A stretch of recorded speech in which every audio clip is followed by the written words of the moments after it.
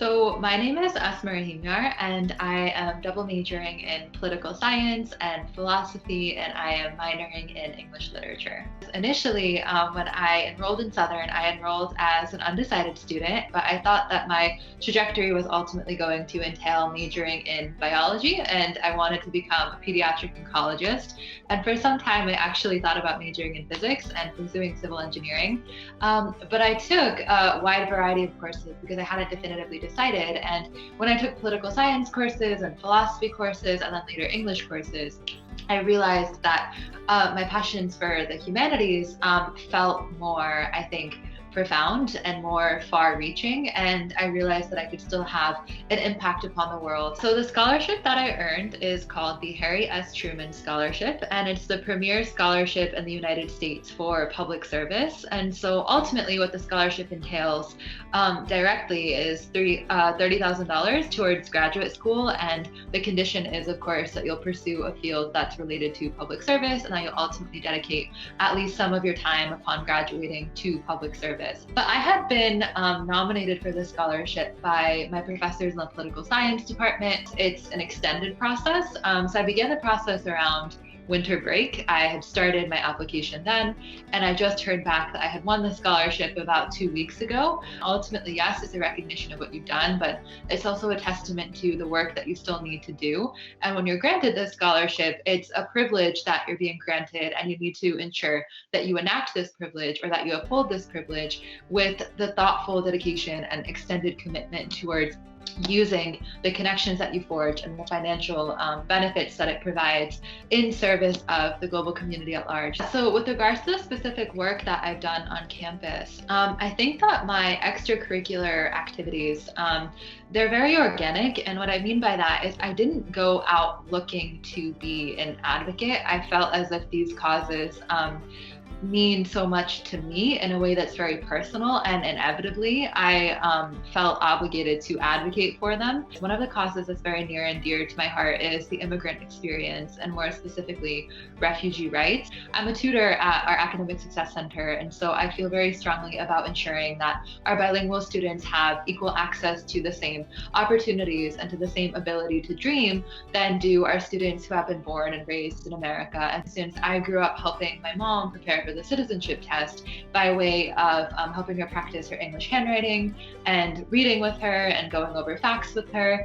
And then at night, she would tell me the most vibrant stories in Farsi. And that would remind me that your ability to speak one language or to not speak it is not at all indicative of your ability to be as intelligent and as passionate and as creative as you are. So I hope that by way of my advocacy, I can reach people and I can reach demographics that are very different than me and who have walked very different paths in life, but nonetheless warrant the same degree of consideration that people who I am more familiar with also warrant. Journaling has been such a source of solace for me my entire life. And I went through an extended period of time when I was younger where I would go to school and I would lack the confidence to strike a conversation with my peers or to raise my hand and answer a question that I knew the answer to.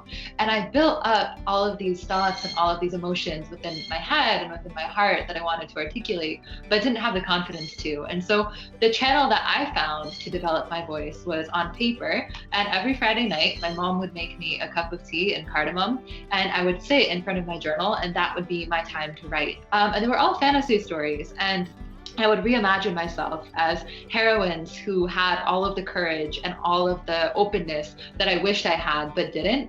And in time with that, as I was developing my voice on paper, my parents were telling me stories of what it was like to grow up during wartime, and they were very vivid stories. So they would tell me details about the rows of empty desks increasing in length because classmates were disappearing, or what it was like to lose one of their best friends and then only remember him by the color of his eyes or the fact that he would spike the volleyball too hard whenever they would play that. And I started to realize that I cannot just write fantasy stories in the third person when there are stories that are a part of my own identity that need to be told directly and they need to be told aloud. I can definitely track my personal development within these journals that I filled with fantasy stories that I never expected would amount to the forging of my voice aloud.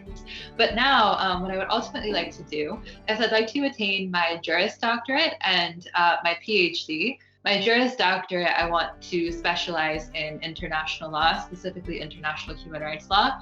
And then I'd like to get my PhD in either comparative politics or international relations. And there's wonderful programs that offer a joint JD PhD, and I've been looking into those. I'd like to be an international human rights law lawyer, and I'd like to be involved within transitional justice processes.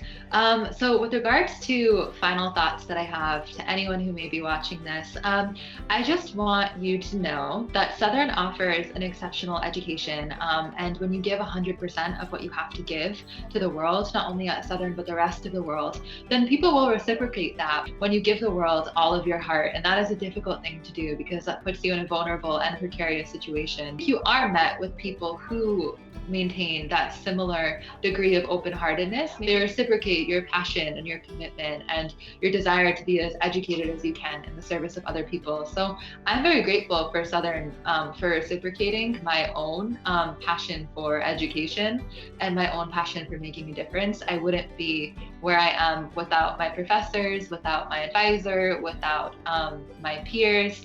And so I'm just very grateful for that. And I think it always takes a village to make any person who they are.